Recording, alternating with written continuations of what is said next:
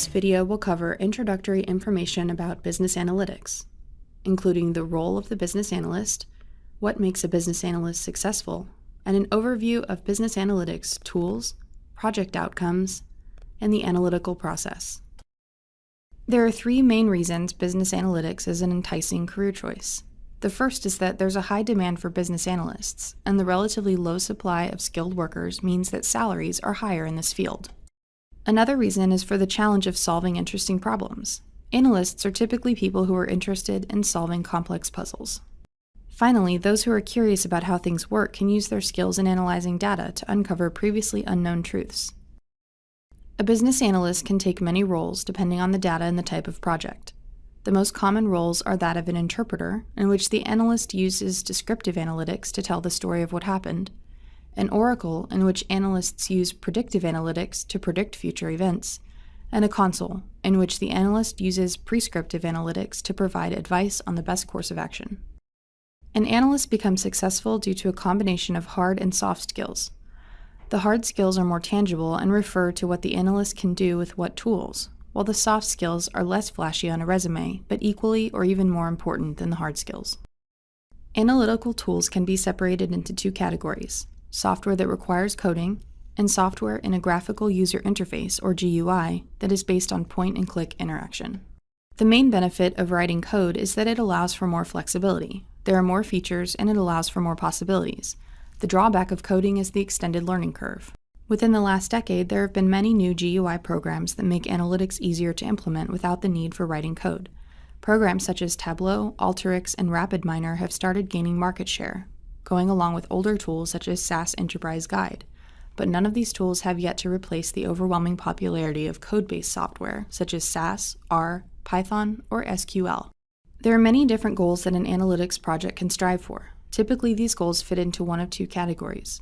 The first is providing information about a business, such as reports and dashboards, for business stakeholders. Reports or presentations provide one-time insights to explain events that have occurred and predict future events, and dashboards are used by stakeholders for ongoing monitoring of key aspects of the business. The second category is the production of analytical products. In these types of projects, the business's data becomes the input for a complex process that automatically produces an action. This can take the form of features that offer a better experience for consumers. For instance, Amazon has an automated algorithm that determines products you might like to buy. Analytical products can also be built to make internal business processes more efficient. An example of this is how credit card companies test every transaction for the probability of fraud. An analytical project should start with the goals well defined. Very rarely are projects started to simply explore the data or find hidden truths. Collecting an inventory of all the relevant data sources is also an important step in the beginning of a project. Finally, every analysis should begin with an effort to better understand the data.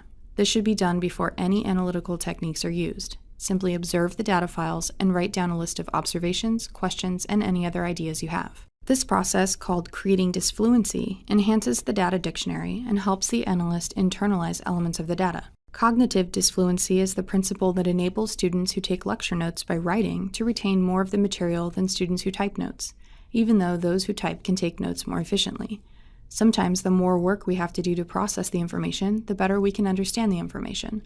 Using this principle at the beginning of a project, before using any advanced analytical techniques, enhances the analyst's capability to understand the data. After the initial stages of a project, there are a few more steps in the analytical process. The majority of time is spent exploring and preparing data. In the exploration stage, the analyst learns more about the variables, including distributions and frequency of values, and also identifies variables with missing or null values. In the preparation stage, the data becomes more useful, as variables are transformed and anomalous values are rectified. This is referred to as data cleaning.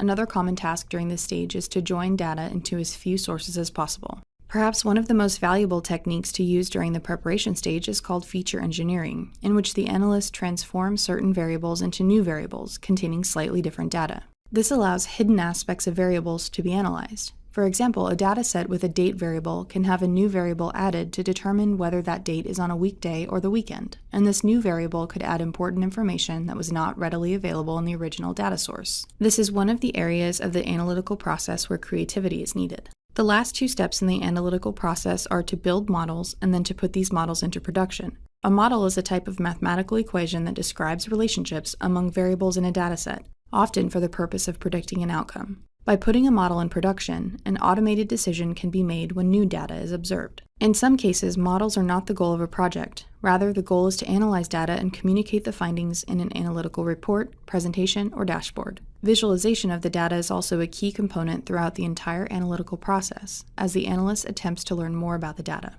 This concludes our introductory video about business analytics. Today we covered the role of the business analyst, what makes a business analyst successful, and an overview of tools, project outcomes, and the analytical process.